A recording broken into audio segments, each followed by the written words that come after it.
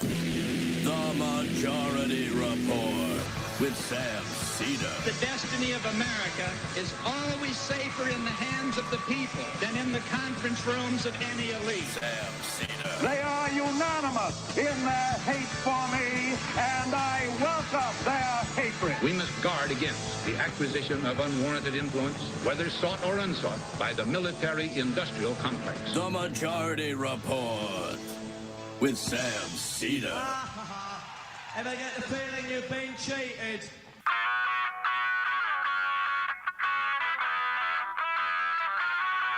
It is Thursday, May 9th, 2024. My name is Emma Vigeland, in for Sam Seder, and this is the 5-time award-winning Majority Report. We are broadcasting live steps from the industrially ravaged Gowanus Canal in the heartland of America, downtown Brooklyn, USA. On the program today, Rachel Nolan, author of Until I Find You, Disappeared Children and Coercive Adoptions in Guatemala. And later in the show, Raga Makawi will be back with us to update us on Sudan, 1 year into its brutal war. Also on the program today, Biden finally threatens to withhold weapons sales to Israel if they invade Rafah, and admits U.S. bombs have been used to kill civilians. So I guess Biden's Hamas now. At least that's what Israeli officials like Ben Gvir are saying, tweeting Biden heart emoji Hamas hours ago. Meanwhile, Israel continues to seal the Rafah crossing to stop food and aid. And people are starving, dying of malnutrition. And protesters in Tel Aviv ramp up anti-Bibi demonstrations. Ohio's Republican Attorney General threatens to use an anti-KKK law to charge student protesters for Palestine wearing face masks with felonies. In Ireland, Trinity College has agreed to divest from Israel, an enormous win for BDS and the student protests around the world. Surprise! Marjorie Taylor Greene forced the vote on Mike Johnson and failed. Miserably. Democrats helped Johnson out there in exchange for getting Ukraine aid over the hump, but made no promises about the next time around. A Georgia appeals court will hear Trump's bid to disqualify Fani Willis from prosecuting him. Trump's 2017 tax cuts for the rich are expected to expand the deficit to nearly $4 trillion over 10 years, the CBO says. Vermont becomes the first state to demand oil companies pay for damages caused by climate change. Progressive challengers to Eric Adams begin to line up. Zellner Myrie, state senator from Brooklyn, says he'll run. And lastly, Kristi Noem cuts her book tour short, citing inclement weather. And it's set in the D.C. and New York area. I'm looking out the window right now. It's not very inclement. A lot of haters in the forecast. All this and more on today's program. Welcome to the show, everybody. It is an EmMajority Report Thursday. Let's get right to it because we have some great guests for you and we have some enormous news from last night. Biden went on CNN to announce that the U.S. will stop sending Israel certain offensive weaponry, artillery shells, bombs for fighter jets, other offensive weapons because of the pending Rafah invasion. He specifies population centers in Rafah. That's one caveat I want to bring to the forefront here and a notable distinction. More on that in a second. But as a reminder, Rafah is currently home to 600,000 children, 1.4 million people sheltering. This was supposedly the safe space that they were supposed to go, according to the IDF. It's their last refuge. And according to the United Nations, no aid trucks have entered Gaza since Sunday. So they're already starving them to death. And a ground invasion has long rumored to be the red line for the Biden administration on supplying arms. Significantly, in Biden's public statement, you'll hear this in a second, he finally admitted that the 2,000-pound bombs that the U.S. has been sending to Israel have been used to kill civilians. And this is, by the way, consistent with a report from December that came out from the Office of the Director of National Intelligence, and they leaked it. It was leaked to CNN, showing that nearly half of the bombs dropped in Gaza are dumb bombs, massive, imprecise bombs, imprecise weaponry on purpose, designed to kill as many people as possible. But this is an important moment because Biden finally, 7 months into a genocide, acknowledges this reality. I want to ask you about something happening as we sit here and speak, and that, of course, is Israel is striking Rafah. I know that you have paused, Mr. President, shipments of 2,000-pound U.S. bombs to Israel due to concern that they could be used in any offensive on Rafah. Have those bombs, those powerful 2,000-pound bombs, been used to kill civilians in Gaza? Civilians have been killed in Gaza as a consequence of those bombs and other ways in which they go after population centers. And I made it clear that if they go into Rafah, they haven't gone into Rafah yet. If they go into Rafah, I'm not supplying the weapons that have been used historically to deal with Rafah, to deal with the cities, to deal with that problem. We're going to continue to make sure Israel is secure in terms of Iron Dome and their ability to respond to attacks like came out of the Middle East recently.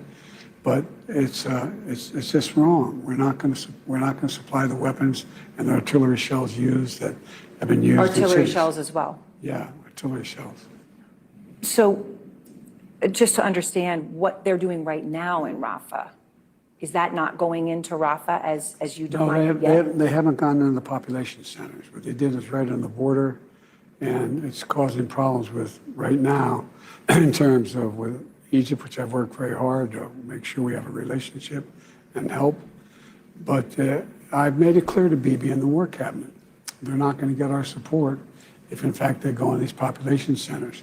We're not walking away from Israel's security. We're walking away from Israel's ability to wage war in those areas. So it's not over your red line yet? Not yet, but we've held up the weapons. We've held up the one shipment. As an old shipment, it was been designed for. We held that up. So I want to put aside my fury for a second that this didn't happen sooner. The distinction about the population centers, I think, is important, but I can't gloss over this key fact. This does mark, I think, one of the most significant shifts in the U.S.-Israel relationship in the short history of the state of Israel and our patronage of the settler colonial project. It took them committing an act of genocide to get to this break, and Biden has insisted on hugging Israel and Netanyahu, literally, by the way, but publicly, while behind the scenes trying to pressure them. But clearly, they're beginning, hopefully, to understand that the intent is not to wage a war against Hamas, it's to commit a genocide, and so it's quite difficult to reason with people who are attempting to exterminate a population in whole or in part. And this sheds new light on something a report that came out in Axios from Barak Ravid, who again works intimately with the White House and puts out exactly what they want to have out there into the public. That is his role, and it's why he got an award at the White House Correspondents' Dinner a few weeks ago. In the background of all of this were these ceasefire negotiations. Now, some of this is speculation here, but it's informed by this article, and I think you can pretty easily read between the lines, which showed that Israel was, quote, frustrated with how the U.S. was handling the hostage talks. And it opens here. Israeli officials claim the Biden administration knew about the latest hostage and ceasefire deal proposal Egypt and Qatar negotiated with Hamas, but didn't brief Israel before Hamas announced it accepted on Monday. A senior U.S. official pushed back, saying American diplomats have been engaged with Israeli counterparts. There have been no surprises. So either Israel is lying, which I'm sure they are in part, or it's both. Israel is lying that they were engaging in these ceasefire talks in good faith, that they didn't agree to the full text of the deal because they wanted to go to with the Rafah invasion anyway. And it can also be true that that there were no surprises, but that America might be working with Hamas through these intermediaries, which would enrage Israel because that would show more of an even hand. Let's skip towards the end here because this is where you get these money quotes. Again, this is from Monday. 2 Israeli officials said Israel is deeply suspicious that the Biden administration gave guarantees to Hamas through Egyptian and Qatari mediators about its key demand that a hostage deal will lead to the end of the war. Israel has said it will not commit to ending the war as a part of a hostage deal, and that once the deal is implemented, it will resume the fighting in Gaza until Hamas is defeated. Hamas chief negotiator Khalil al-Hayy told Al Jazeera that Hamas received assurances from the Egyptian and Qatari mediators that President Biden is committed to ensure that any hostage deal is fully implemented. We think the Americans conveyed the message to Hamas that it will be okay when it comes to ending the war, one senior Israeli official said. So that just basically shows to me that the United States is talking more and with the Hamas delegation, the Hamas representatives, and attempting to give them assurances outside of what Israel is saying in the straightforward ceasefire talks. And it's also notable to me that Bill Burns and the CIA are leading these negotiations. And we've said this from the beginning, that the rhetoric coming from the Defense Department, from the CIA, and those strictly interested in maintaining American empire, not ideologically Zionist, maintaining U.S. dominance worldwide and specifically in the Middle East, there has been a different tone struck because this is massively problematic for United States strategic interests in the region and legitimacy. There's only so much we can do by brute force, and it's beginning to turn in this way. Way too many people have died. We know it's enormously past the reported death tolls of around 35,000 that we know, because there are many, many people under rubble that are unaccounted for. And we also know that there's no reporting or infrastructure left, so thousands of people could be dying as we speak, and we just have no idea, and we know they're starving to death. But I do think that this is significant. I mean, and it depends on what's it going to be significant of. Is it a PR shift or is it going to be policy? We ultimately just need to see people dying and start being fed until we can really judge this. But, you know, I think Norm Finkelstein put it pretty well. I'll shorten his tweet a little bit, but even if this policy shift saves only one life, still that one life might be your own. It was primarily the student demonstrations that forced this change, that it weigh heavily on the conscience of every university president contemplating the expulsion of these students. You are punishing young people who have saved lives that, but for the grace of God, might have been your own. So yeah, while I'm infinitely pessimistic about the sincerity of changes like this, given just the track record, I agree. Justifiably. I agree with that, and thank these students, and keep pushing. And Netanyahu's panicking, so he tweeted out this video. The reason that this is relevant was Holocaust Remembrance Day was Monday, right, Bradley? Yeah. So he gave this speech on Monday, and this was also right when this article was released by Axios. So the ceasefire negotiations were happening in this background. Netanyahu made these statements and then tweeted them out just hours ago, basically reiterating a shot across the bow to Biden. The angrier they are, the more righteousness is being done. You will enjoy this, I'm sure, audience, and I enjoyed seeing this monster squirm very, very much. 80 years ago, in the Holocaust, the Jewish people were totally defenseless against those who sought our destruction. No nation came to our aid. Today, we again confront enemies bent on our destruction.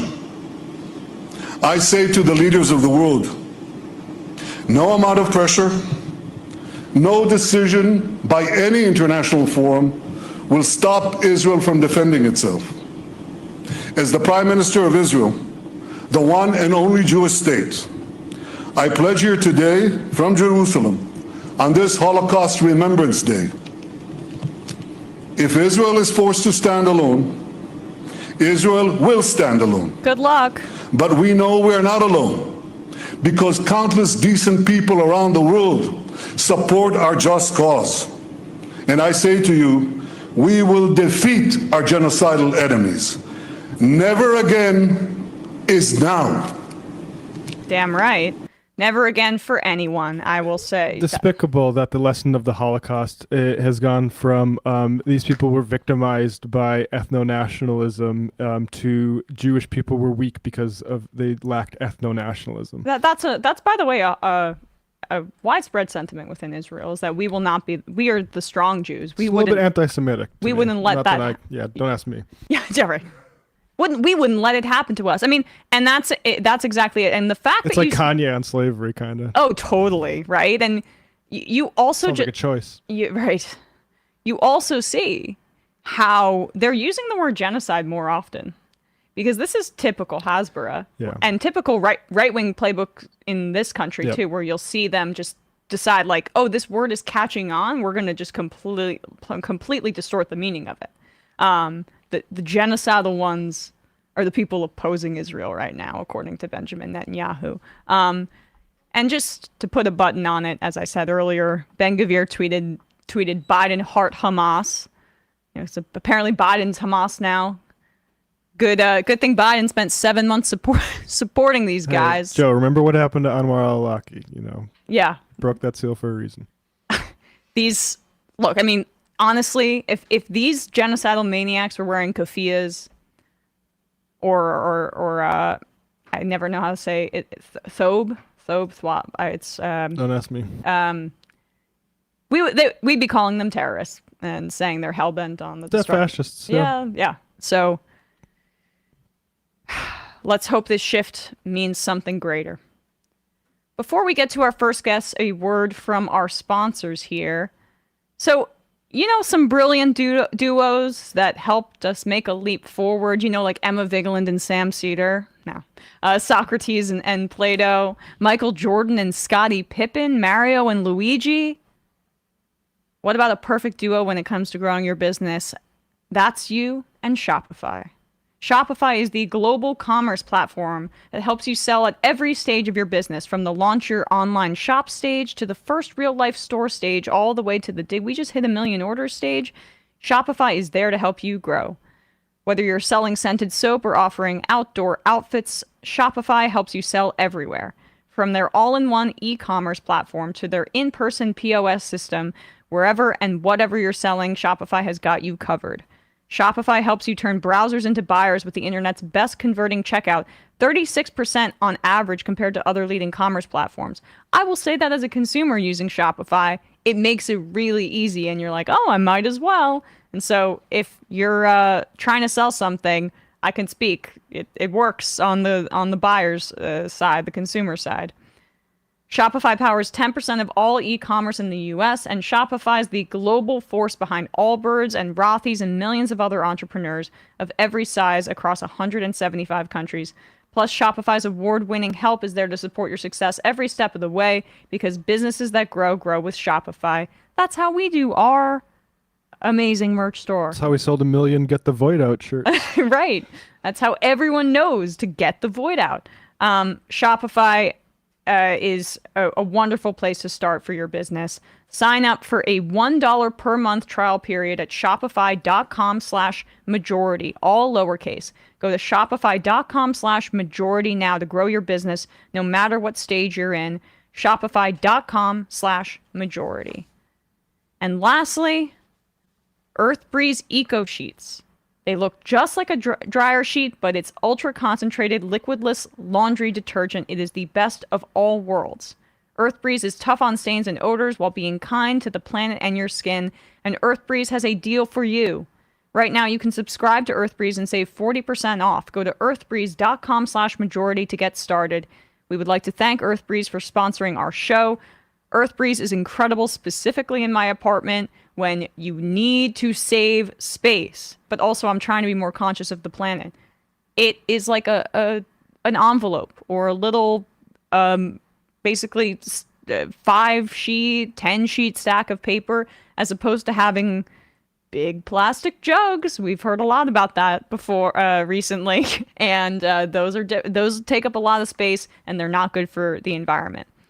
EarthBreeze is not like that. EarthBreeze Eco Sheets are dermatologist tested, hypoallergenic, and free of bleach, dyes, and parabens. There is also a fragrance-free option for people who are sensitive to certain smells. EarthBreeze got rid of unnecessary chemicals for a formula that is kind to sensitive skin of all ages, including babies. No more heavy lifting or measuring stick blue goo from those plastic jugs. EarthBreeze's lightweight cardboard packaging takes up a fraction of the space in your laundry room versus traditional detergent. EarthBreeze offers flexible subscriptions delivered via carbon offset shipping right to your door for free, because unfortunately you'll never run out of laundry, but now you will also never run out of detergent. If you decide to go back to your old stuff for any reason, you'll get a free refund on your EarthBreeze purchase, no questions asked. These tiny sheets can stop millions of detergent jugs from entering our ecosystems. In fact, 500 million detergent jugs ended up in landfills and oceans every single year. 91% of single-use plastic does not get recycled, including the stuff we put in our recycling bins. And scientists say the ocean will have more plastic than fish in it by the year 2050. That's the truth. We've had a climate expert on to talk about the single-use plastic recycling myth. You can avoid that and make a positive impact in the world, and it doesn't have to cost you. My clothes are clean. They smell great. I feel like I'm doing something good for the environment just by doing my laundry. Right now, our listeners can receive 40% off on EarthBreeze by going to earthbreeze.com/majority. That's earthbreeze.com/majority to cut out single-use plastic in your laundry room and claim 40% off your subscription. earthbreeze.com/majority. All right, quick break, and when we come back, we'll be with Rachel Nolan.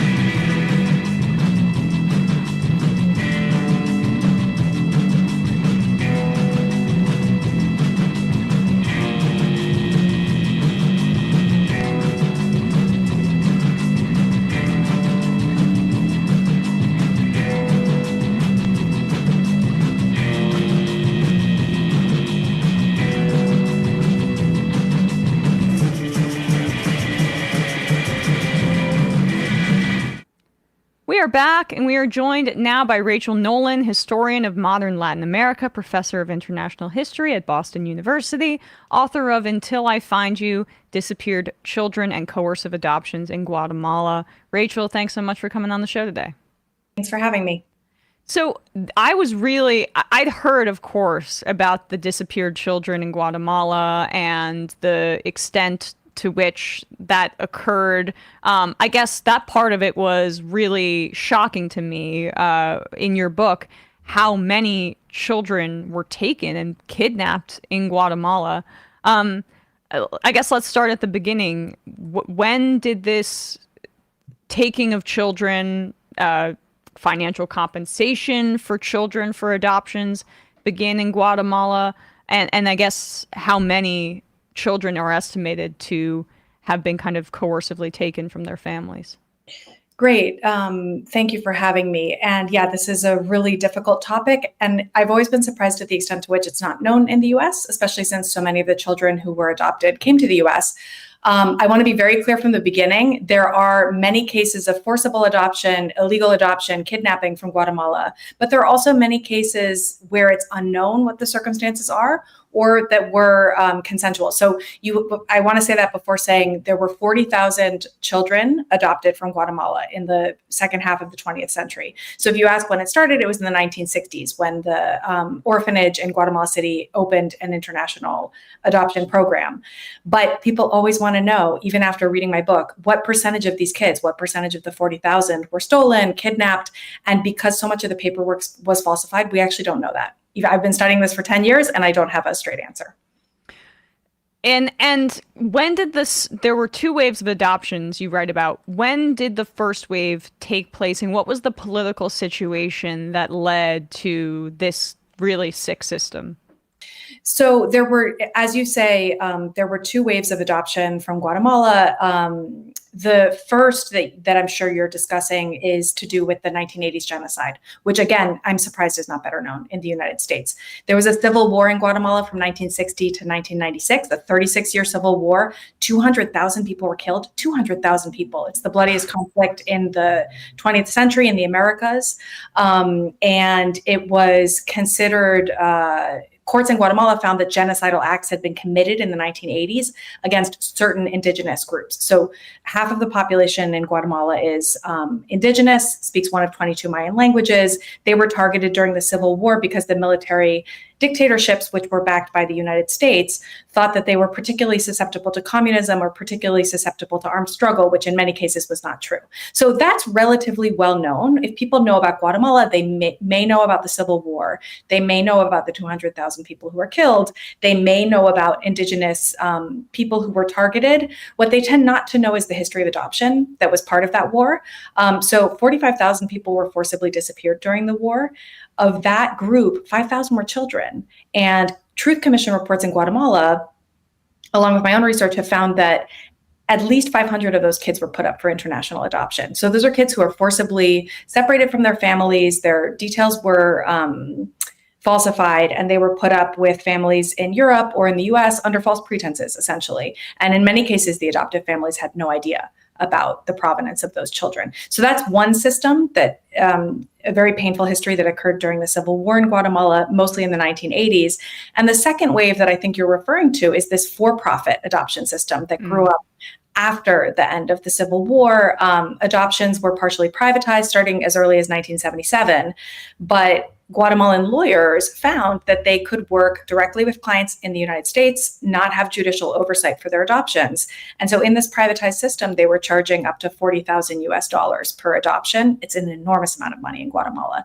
And so what you ended up creating in Guatemala was incentives for trafficking children, incentives even for kidnapping in certain cases, for children who ended up in homes, mostly in the US in that instance. So the first wave, many of those children ended up in Canada or Europe or the US. And the second wave, most of the Guatemalan adoptees ended up in the US.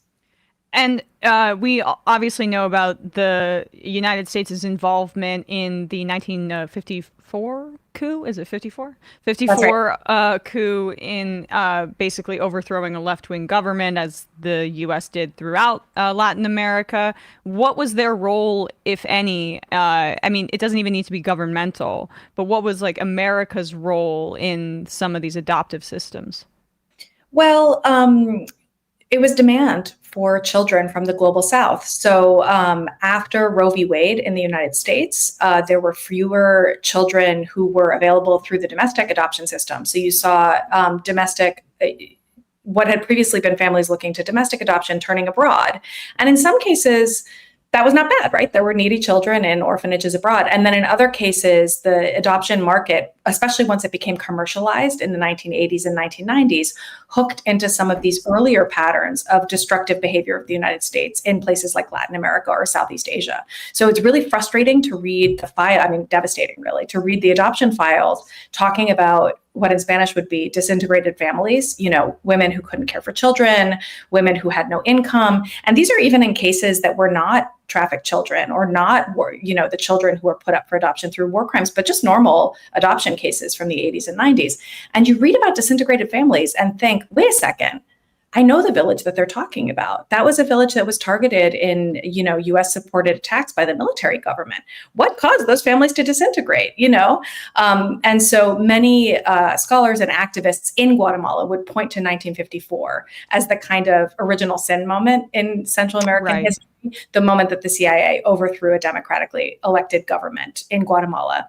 And that was really devastating and helped push the country into this horrendous civil war.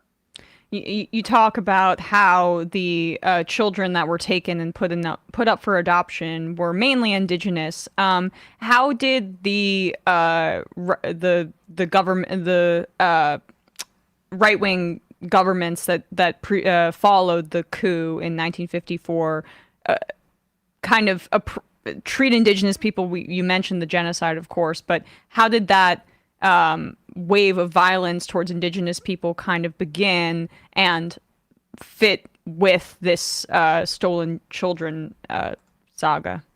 It's a great question. I mean, there are a lot of different ways of reading the history of forcible adoptions. When you're studying Guatemala, you have two patterns that come through really strongly. One is familiar from Argentina, right? Some people may be listening to this and think, disappeared children during a dirty war. Isn't that the history of Argentina, Chile in the 20th century? Also, Nazi Germany had a famous adoption program, Francoist Spain. They would be absolutely right? Part of this is the response of a totalitarian government to an armed insurgency. You take away children from families who are thought to be supportive of the insurgency, and you place them with so-called loyal or safe families. So that's one pattern you could read here. The other pattern is much older and has to do with anti-indigenous violence around the world. So someone else might be listening to this history and thinking, wait a second, taking indigenous— Sounds like America or Canada, right? I mean, that's what we did to our indigenous populations, right? Exactly. After the closure of boarding schools throughout the United States and Canada that had stolen effectively Native American children and First Nations children and placed them forcibly in these kind of white Christian environments, after the closure of those boarding schools, you saw enormous rates of foster and adoptions of Native children in the US and Canada. And, we might mention Australia or many other contexts as well.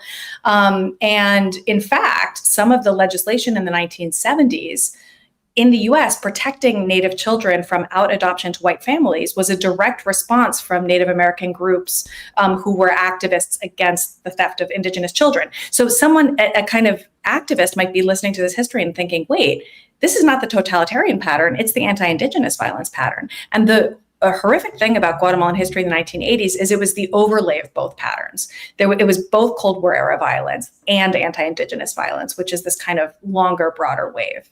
So the Guatemalan government at the time, which was led by non-indigenous Guatemalans who are called Ladinos in that country, was kind of drawing on both of those patterns of violence, playing into both. And the fact that Guatemala was the only country in the world to allow fully privatized adoptions. I mean, a lot of this sounds like Naomi Klein's shock doctrine too, right? Where there's this this vacuum left by the coup and the violence, and there are private interests that come in and capitalize on this, including private adoption agencies.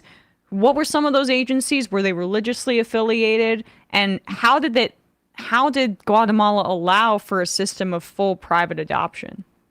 It's a great comparison to Naomi Klein's work. And, I think people sometimes underestimate the extent to which these civil conflicts are what in Spanish you would call una piñata, like a way for different people to get money, Right. You shake the piñata and the money comes out. So there were land grabs in Guatemala. There were grabs of oil areas that belonged to indigenous people. A lot of people made money during the Guatemalan Civil War. Elite Guatemalans, non-indigenous people, foreigners, and foreign adoption agencies were just kind of one group that was getting in on that action, to put it in the crudest possible terms, with the twist that many of them really believed that they were doing something humanitarian. So there were some cynical actors. There's a lawyer named Susana Luarca who's currently in prison in Guatemala City, where I interviewed her, and she's in prison for the crime of trafficking children for adoptions. Okay, so there were people who were cynically just making money from this. But what's so different about the case of adoptions is that in the US, it's understood as charitable, right? It's understood as a good thing.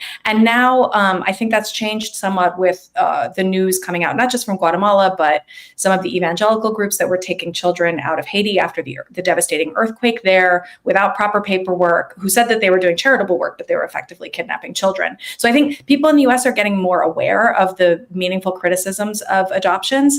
But Guatemala was an early case of privatization. As you say, there was no oversight for the private system. And some of the lawyers were acting in good faith and doing good paperwork. I've seen some notarial documents that were very well done, and others were there making money. And it was really a mix. So just to answer your question fully, there were evangelical Christian, Pentecostal Christian groups involved in adoptions to the United States. There were Catholic groups involved in adoptions to the United States, and there were secular groups involved. It was kind of everyone. Yeah, I mean, it really just also intersects with notions of white saviorism as well, right? Where they have stated well-meaning, but there's probably very little consideration for, say, the birth parents and the birth mother. Your book talks about some heartbreaking examples of what people went through. If you don't mind sharing one or two that's you'd like our audience to know about. Sure. I think, I am not part of what's called the adoption triad, the adoptive parents, the birth mother, and the adoptee. But for people who are, it's really striking that the narratives about adoption have been dominated by adoptive parents until in recent years, we've started to hear more from adoptees, people who were adopted writing memoirs, making documentary films, giving their side, and their perspective of what happened with adoption. The group we never hear from are birth parents because it's very difficult. People want privacy. I did not interview birth mothers for this project because I didn't think it would be ethical. However, because I read so many adoption files for this project, you do get the point of view of the birth mothers, however mediated it is through the social workers who are writing down what they said, or kind of miscommunications because many birth mothers spoke one of 22 Mayan languages. Perhaps their Spanish wasn't so great. And all of these documents were in Spanish. But even through that kind of screen where you don't quite know if what you're reading is accurate, you can discern, the reader of an adoption file can discern a lot of distress on the part of a lot of these birth mothers. And it was very difficult to read. So just to give one example, there was a case of a woman who was making under $1 a day selling tortillas in a square in downtown Guatemala City. And she was approached by what's called a jaladora, so women who were working with private lawyers to try to find children who might be adoptable. Because once there was a for-profit market for children, it wasn't enough to just be in touch with orphanages and see who really needed a home, but rather to find children, especially very young children, which was the preference in North America, who might be adoptable. So anyway, this birth mother was pregnant and was approached in a marketplace by a jaladora saying, could you really afford to raise that child? And the court records that I found about this case show that she was very conflicted, very tormented about this. Of course, she didn't have enough money to raise her child the way that she wanted to. So eventually she relinquished the child. But that kind of story or that kind of case really shows how incomplete the idea of consent might be, because this woman gave legal consent for the adoption. So that is a legal adoption. However, what were the circumstances in which she was living? What were the historical reasons she was living under those circumstances? That needs to be taken into account too. Lastly, how do you see this as connected with, say, family separation policies by the Trump administration and other kind of draconian immigration border policies by the United States? Is it a continuation of that, or was that just separate abject cruelty? It's not separate, and neither is it a perfect continuation. I started working on this book living in Guatemala City in 2014, when the so-called unaccompanied minor crisis was really beginning. And so the parallels were very much in my mind the entire time that I was doing this research. And I was shocked to find that Laura Ingraham, the Fox News host, who is herself the mother of an adopted child from Guatemala, said during the family separation crisis under Trump that Americans were not putting our hearts out there for children in the right way. That was the quote. And what she meant by that was children should be separated and then put up for adoption with U.S. families. And the Associated Press has also found in extensive reporting that some children of parents who are deported have gone into the U.S. foster system and have even been put up for adoption without the parents' consent. So these are ongoing stories. It's just important to note that Family separation didn't end under Trump, and many migrants in the US experience ongoing massive levels of deportation, including under Biden, as effective family separation. Because if you're just deporting a parent and not a child, what happens then? Well, then they're working in the slaughterhouse, and I mean, that's a whole different avenue we could go down. But it's... I want to give the flowers to Hannah Dreier for her recently Pulitzer Prize winning reporting on this. She's done excellent reporting on Central American children who are working on terrible conditions in the US. And this will be a story, of course, we're monitoring here on the show, as we have been throughout. Rachel Nolan, the book is called Until I Find You, Disappeared Children and Coercive Adoptions in Guatemala. Thank you so much for your time today. We'll put a link to your book in the description wherever people are listening to or watching this. Thanks so much. Thank you for having me. All right, guys, quick break, and then we will be joined by our second guest, Raga Makawi, to talk about Sudan.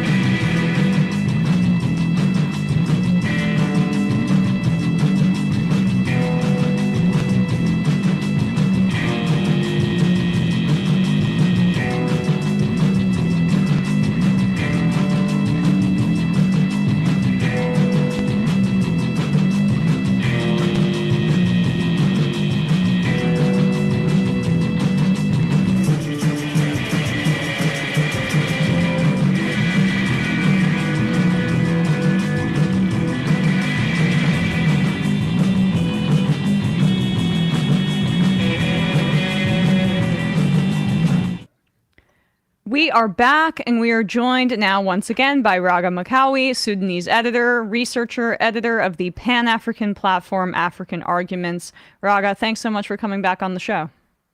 Thank you for having me.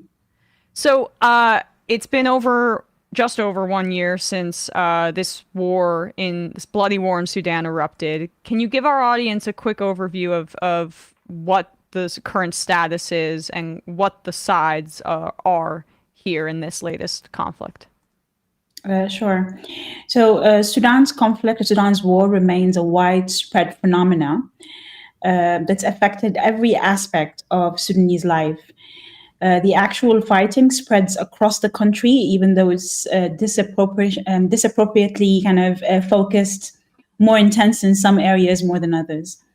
More recently, the conflict has taken on an ethnic kind of dimension, especially with its epicenter recently developing in Darfur. I mean, you've had the whole kind of ethnic cleansing of the Masalid groups, the black tribes in West Darfur back in July, as the RSF pushed them into Chad and murdered hundreds, if not more.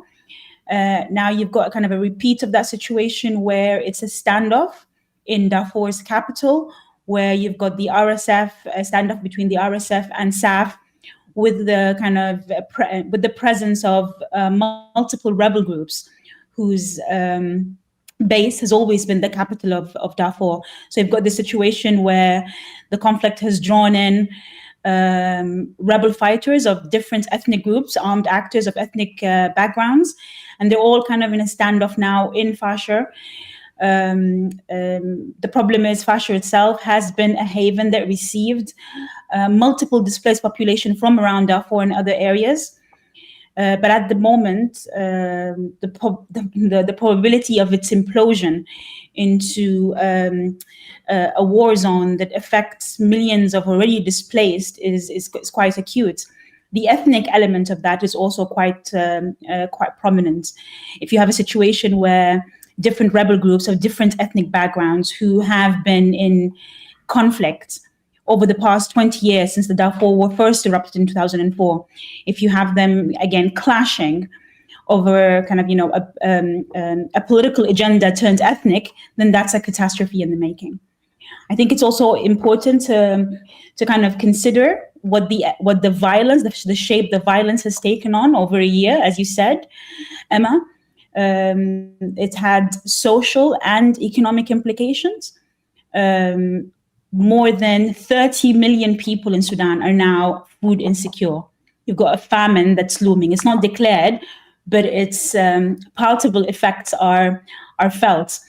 So the fact that this is a countrywide conflict with no safe havens means that people's livelihoods, the existing kind of economic chains and the markets that have existed have all been disrupted, destroyed. People have no access to food.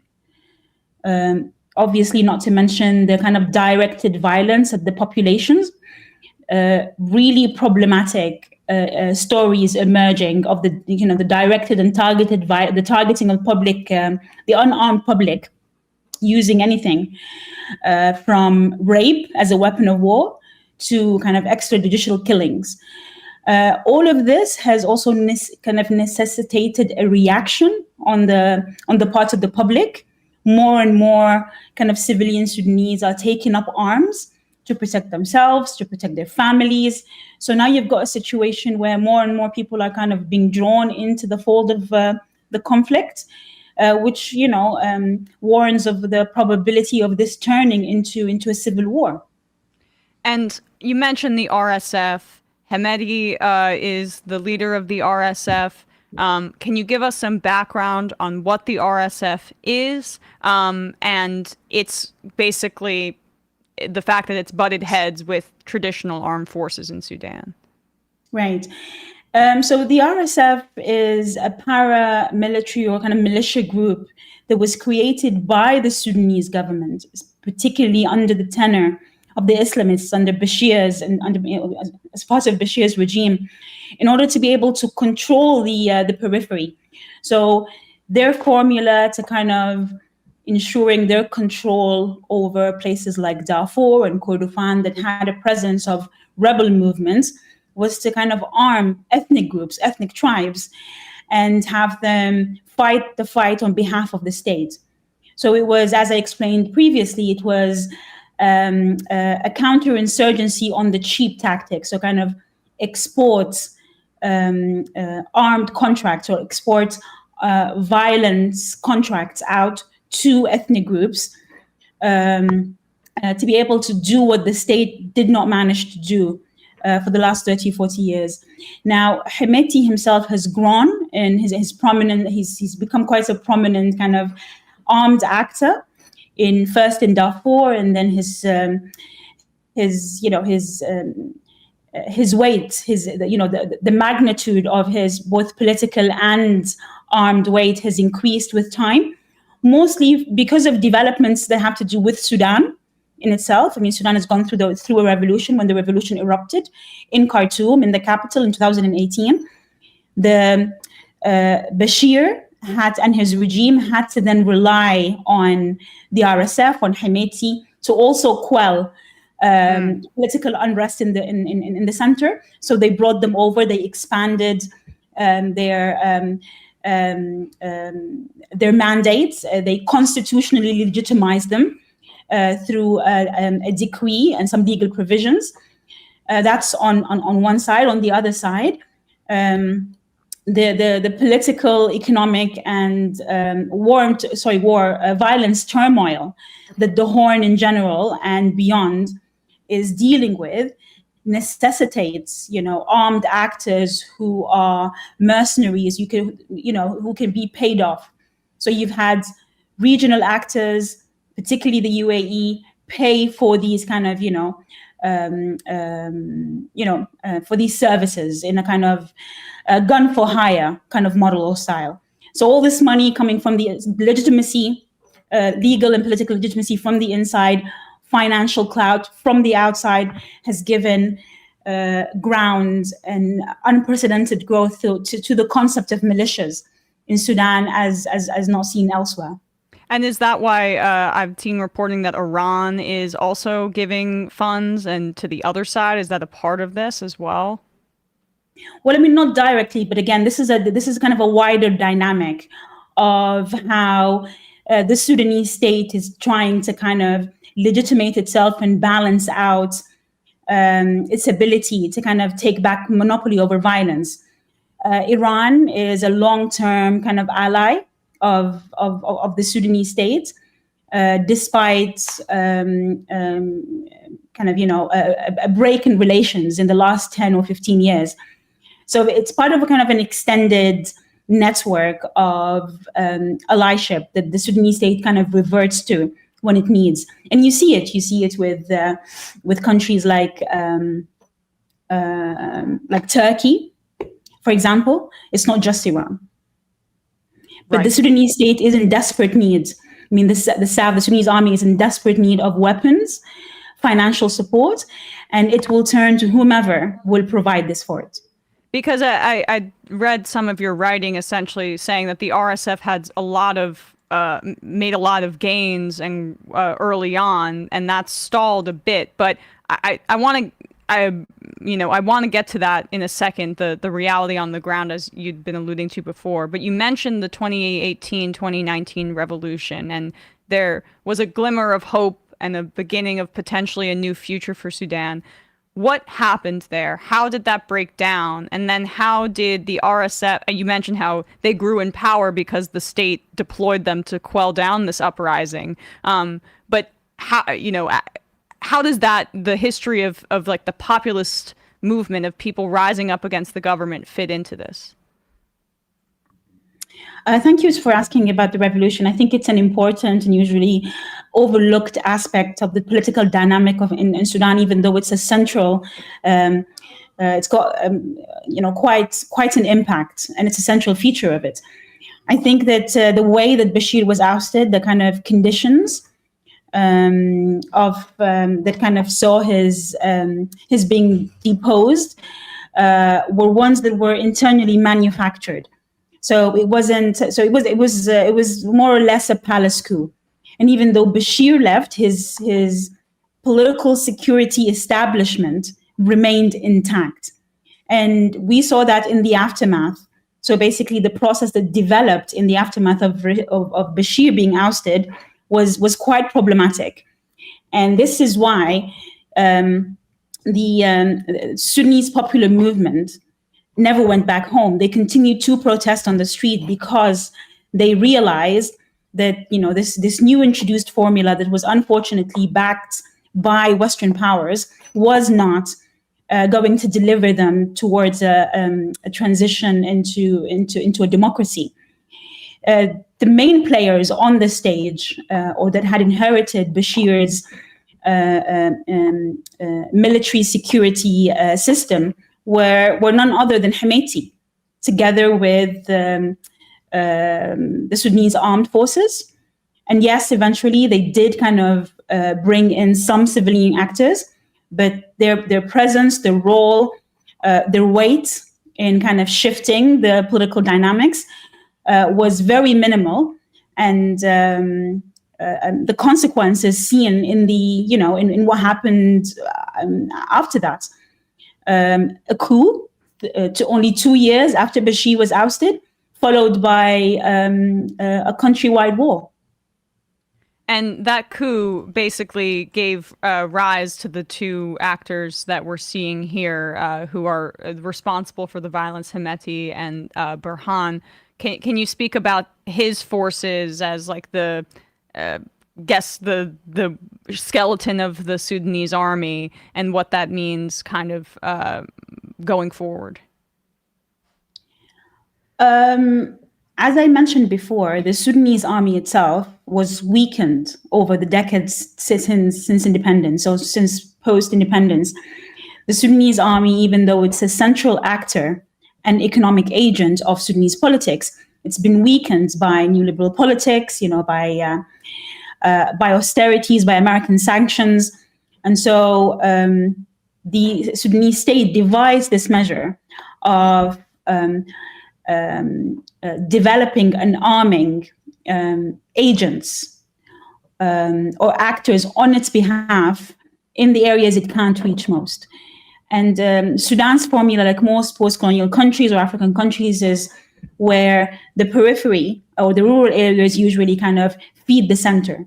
So the center depends on its, kind of continuance on the periphery. So that's where you got the land, that's where you got the livestock, that's where you got cheap labor.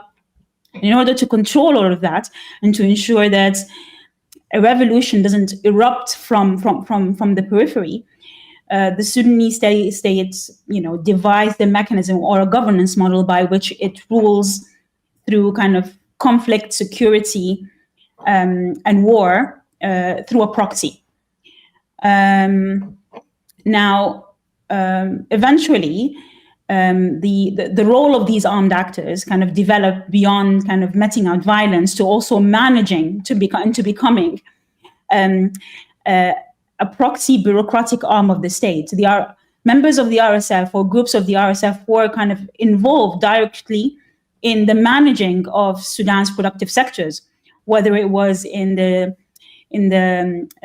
mechanized Jazeera scheme, which is the near periphery, just outside of Khartoum. They were also in charge of controlling land and governing mining sites. They oversaw the process of extracting gold, its movement to Khartoum, so it can be exported to the Gulf after that. They also oversaw the process of securing livestock routes, which is by far Sudan's largest export commodity. So again, the vitality of armed actors or paramilitary armed actors in Sudan is not just about violence, but it kind of tells the story of the intertwinement of both economic production or money and violence, the necessity of violence and armed actors for economic extraction, which the state needs to maintain itself. We put up this map here just so people can visualize, because I think sometimes it's hard to get a full sense of the geography. Here you see Darfur at the bottom, and this is that's the north. Khartoum is there in the center, as has been referenced here. Last question, Raga, before I know we have to let you go. What do you think that the Western audiences are missing? And the Western press, I know they miss a ton if they don't give the context of, say, the 2018 or 2019 revolution and how people are trying to take back their government and put something more equitable in place. But what would you say to our, English-speaking audience that they should keep in mind when analyzing the horror that's happening in Sudan? I mean, for starters, I think the way that Sudan is referred to, or the war that the Sudanese war being referred to as the forgotten war, is somewhat of a problematic kind of reference, mostly because it kind of suggests that, first of all, it overlooks the fact that it is not normal in this day and time for a war at this level and this magnitude to erupt and also maintain its intensity over a year. I think people, especially in the West, asking the question, what is the war in Sudan? Yes, there's a war, but what is this war? What does it look like? What are the driving forces behind it? How has it managed to maintain its intensity for this long? Is as equal as remembering that there is a war in Sudan that requires humanitarian assistance. I think that the West, and particularly America, they could do more to intervene at a geopolitical level to stem the problematic interventions of regional countries who are influencing and driving this war, either through funding, funding of militias or political meddling. I think that countries in and within themselves, communities do have the ability to reconcile, to stem the violence, to kind of kickstart a process of peace and then post-war reconstruction. And what's stopping it is these kind of meddling and interventionist activities coming in from rogue and problematic agents or countries in the region. I think the West should play a more active role in stemming these negative or problematic politics. All right. Well, Raga Makawi, Sudanese editor, researcher, editor of the website and Pan-African platform magazine, African Arguments. Thanks so much for your time today. Really appreciate it. Thank you, Emma. Thank you for having me. Bye now. Of course. Bye. All right. We are going to wrap up the free part of this program and head into the fun half, where we will take your calls and read your IMs. The number is 646-257-3920. Matt, what's happening on Left Reckoning? Well, first, I'd like to say good job on those two tight interviews. Thank you. I had to get them out quick because they had hard outs. Yeah. So. And just master broadcaster there. Thank you. The first, I do want to comment on the first interview about the adoption thing. There's a guy named Gary Clayton Anderson who is sort of main historian about the Dakota War or say genocide of the Dakotas. I use that word because he doesn't. He denies that term is applicable. He'll fall back on something like ethnic cleansing. He'll admit that the Minnesotans were genocidal in their rhetoric, but not maybe in action. And that's interesting for him to say because, and this is from a book named by Rick Liebeck on pedagogy about the genocide of the natives that we're just really not taught about. But according to the account of his youth in Minnesota about Gary Clayton Anderson, this historian who basically owns the subject but won't use the word genocide, was not merely one of football games and reading about the war, nor did Anderson try to, maybe I'll put myself up here, nor, Bradley, if you could get I'm not sure if I can, anyway, being careful to note his family's Norwegian Lutheran background, he told of traveling with his mother to Indian reservations in North Dakota when she worked for the Catholic Family Service, bringing indigenous children back to Fargo for medical examination in preparation for their adoption to families in the Baltimore, Maryland area.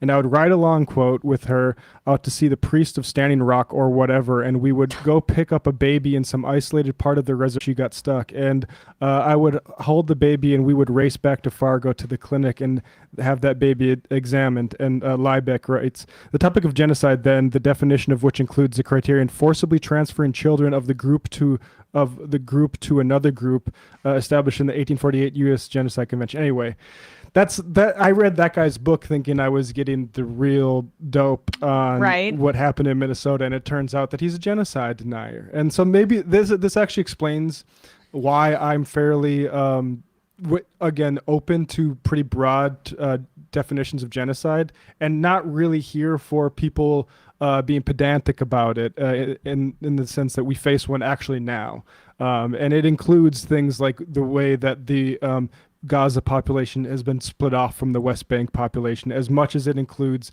this thing which is like moving from a genocide to a Holocaust now with these bombings and starvation. So it was a good interview, and that's an important thing to underline. But Left Reckoning, we had Waz on. We talked about basketball. Talked about the Timberwolves. So. Well, I mean, come on. You've got to dedicate some time to that, Matt, because it's a very exciting time to be a Minnesota fan. And I like what they did in the draft for the NFL. I know you care less about that, but I think they're going to be kind of good. I'm happy Kirk Cousins is out there because I was not happy. Like when we had like Justin Jefferson, I'm like, oh man, we got Justin Jefferson. Like who's throwing in the ball the whole time? Well, look, I mean, JJ McCarthy is not going to be like Caleb Williams or set your hair on fire by the his I would say the way he looks physically, but he's 21 years old. He's a really good athlete, and he has a deceptively strong arm. And I think most quarterbacks are going to be good in that system. So I don't know. I think Minnesota, watch out for them. But anyway, on ESPN, we spoke about such topics, really the NBA, NHL playoffs. We also gave our thoughts on the Kendrick and Drake beef. You can check that out, youtube.com/ESPN show. Yeah, this morning I did a running workout class at my gym, and the guy there was a Drake stan, and I already didn't like him because he was giving me a little crap because he wanted to even out you split your time on the treadmill and then doing the weights, and I like to start on the treadmill, and he was like, we don't have even numbers. I'm like, I got here early so I could be on the treadmill, don't make me move. And then he played the whole time it was Drake music, and I was like, okay, we don't get along, I think is the reality of the situation. Anyway, I hope he's not listening. The number is your whole squad of your support crew. Oh yes, totally. Oh wait, we have Binder. Okay, great. Hello. Hey, Binder. How are you? I'm good, but I don't know. What is that noise? That is a very strange microphone thing happening. I think it's Brandon. Oh, there we go. Oh yeah, it's very sunny over there by you. Yeah, whoa. Usually you're in the dark. Now it's like you put your face out the window. Beautiful morning. Hello, the birds. Yeah. This is the first time it's been sunny there since he's moved. Yeah. Oh my God. Right. Oh. Well, in the darkness is the light, and all of that. Are you gonna be okay for the show? Are you gonna be able to fix It's that like in the break? Solaris too. Or Yes. something I'm gonna fix it in the break for sure. Okay. Or I'll have a very nice tan. Yeah. A nicer tan.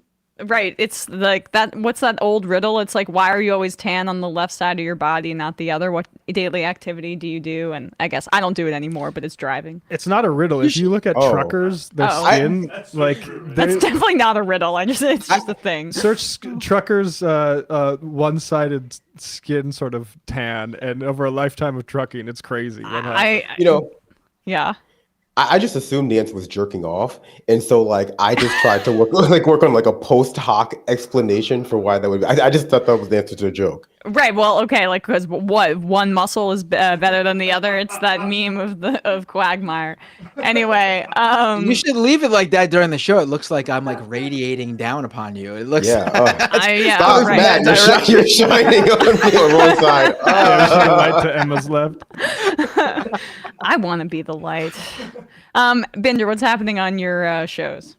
Just go to youtube.com/Matt Binder and just watch whatever's there. We get calls. We've had we're doing the shows. It's just that the topics are it's been all over the place with everything going on and a lot of call-ins, a lot of discussions. We had last night I had a caller call in to explain to me for what the Drake and Kendrick Lamar beef for 30 minutes. It's been all over the place. So you got the abridged version? Yes, there you go. Right. So youtube.com/Matt Binder. Subscribe to the channel. Great haircut, Binder. Looking sharp as hell. Thank you. I appreciate it. I do this once every 4 months just to refresh everything with the full-blown intention of it all coming back. So don't get too used to it. Well, yeah. Well, you feel, at least for me, after a good haircut, you feel like you've lost like 5 pounds just immediately. So, Brandon, money in my case. There you go. Brandon, what's happening on the discourse? I also got a haircut. That's what the light is for, to show it off. But show it off, yeah. No, we have an episode out on the Patreon, and I'll have another more fun-centered episode out this weekend as well. Finally kicking off my movie sort of side project. Excited. I'm going to start with my Madam Web and then go right into Civil War. All right. Oh my God. I am curious about your thoughts about Civil War because I saw Griscom liked it, but he's the only leftist I've seen. He's been trying to get me to watch it. The only leftist I've seen that liked it because everyone else is like, why did they make a movie about the Civil War that invokes something that actually like happened in this country, and then they refuse to talk about the politics of it? And it's that's what I've heard. That it's about from the journalist perspective of seeing the horror, and it's like, well, couldn't you have just done a movie about journalists in any real conflict? That I don't know. I haven't seen it, so I don't know why I'm being judgmental. That's the best way to be judgmental. Just be totally right. What divorced are you doing over there? Yeah. I'm not going to look into it, but just exactly. If you're taking requests, we got to get you to watch Unfrosted. We gotta get you to watch the Jerry Seinfeld Pop-Tart movie. That's the only way I can watch that is if it's for content. Well, have you all seen it? Oh, I guess not. Has anyone seen it here? No. We just watched the trailer, but we want Brandon to watch it. If it's anything other than like one of those tier rankings for types of Pop-Tart, I'm probably not going to like it. The point is you won't like it but it's funny because Jerry says he can't be funny anymore because of wokeness, and I want you to test that theory, but I don't want to have to go through it. So that's why I saw a scene with Amy Schumer in it where she's like, it's the 60s, things move fast now, and I'm just like, oh my God. Oh, yeah, well, you know what? I moved fast from watching any fucking movie she's ever in ever again. And I liked Trainwreck. I'm not even going to ever rewatch that because of that Zionist idiot. Things move fast like the planes Israel got from the Czech Republic. Whoa. Oof. I just don't think every snack food requires a whole like prequel movie coming out about it. Like every commodity needs a film. Yeah, I know, right? Like, I'm excited for the Funyun movie. I haven't had those in a decade, but I would be interested to see how they came about. This is just late stage Cool capitalism Ranch in Doritos, art. the film. Right. Exactly. All right, guys. 646-257-3920. See you in the fun half. You are in for it. All right, folks. 646-257-3920. See you in the fun half. Are you ready?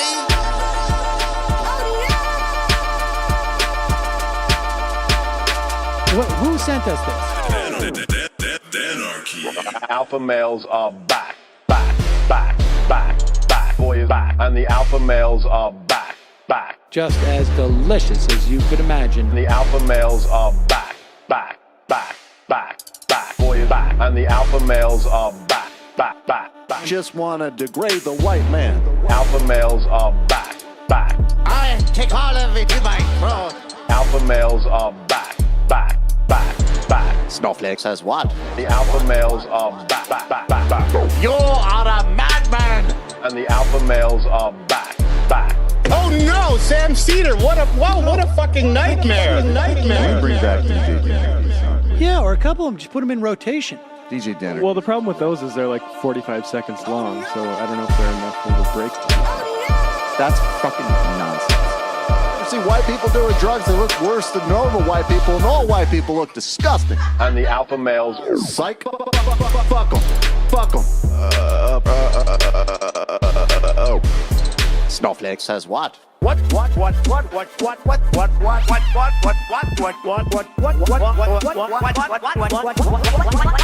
says what?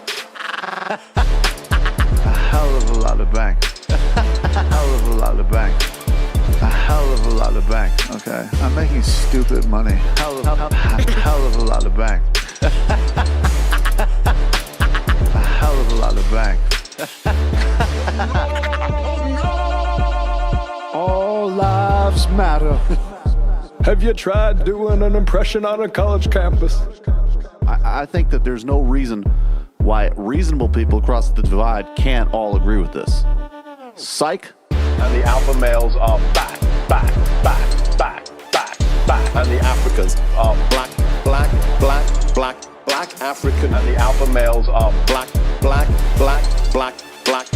And the Africans are back.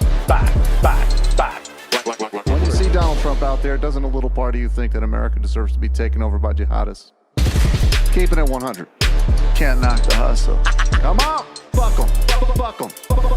Things I do for the bigger game plan. By the way, it's my birthday. Happy birthday to me, Jew boy. I have a thought experiment for you. And the alpha males are back. Africans are black. Alpha males are black. Africans are back. Come on. Someone needs to pay the price for blasphemy around here. I am a total pussy.